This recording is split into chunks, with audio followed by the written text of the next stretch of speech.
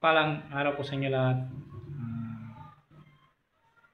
Sa mga naniniwala po sa aking mga binablog po, sinasabi po dito sa Tawagan ng Pangasinan, ay maraming salamat po sa inyo lahat. Ang ibabagi ko po sa inyo ay napaka-importante po ito sa pangontra sa bagyo para maligtas po tayo sa lahat ng kapamakan.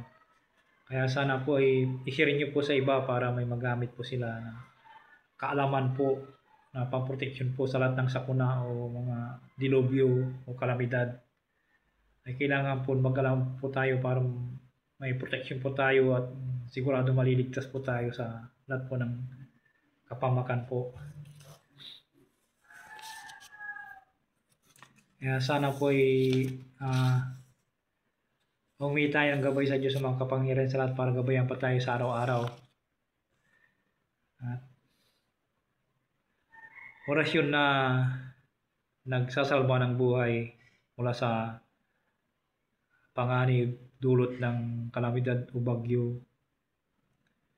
Ang gawin nyo po ay isulat po sa malinis na papel at ilagay sa iyong pitaka o main door. Pwede rin po itong isulat sa ipaprint nyo po o isulat nyo po ng all capital letters po tapos idikit nyo po sa mga bintana. Sa main door, napaka-importante po sa main door, tapos sa lahat po ng pinto, ikabit nyo po dun sa taas.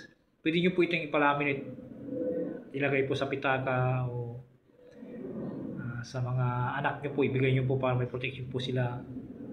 Ito ay pangkalatampong kalamidad po na pangkalatampong protection po sa kalamidad, lindol, bagyo, lahat po ito.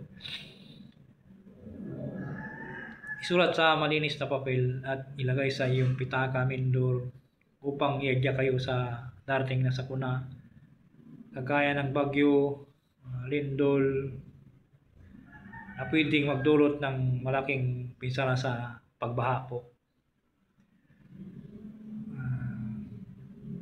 Sana po i-share nyo po sa iba para may magamit po sila. I-share nyo po. Napakabisa po itong aking babagay po sa inyo na orasyon, pang-protection. Ang gawin nyo po ay dalhin-dalhin nyo po sa inyong katawan palagi kahit saan kayo pumunta.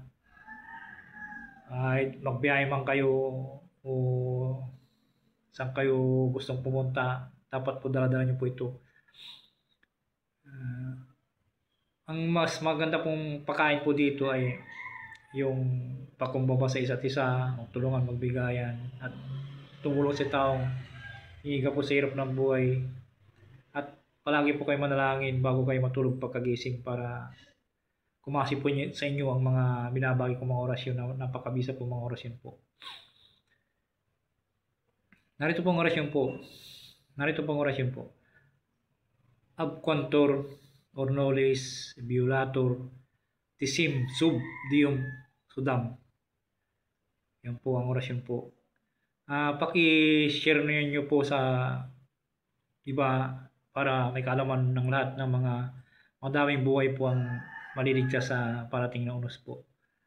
Sana po i-share niyo po sa iba at paki-like, share, paki-subscribe po. Tawagan ng Pangasinan. Ingat po kayo lagi. God bless po. Maraming salamat po sa inyo lahat.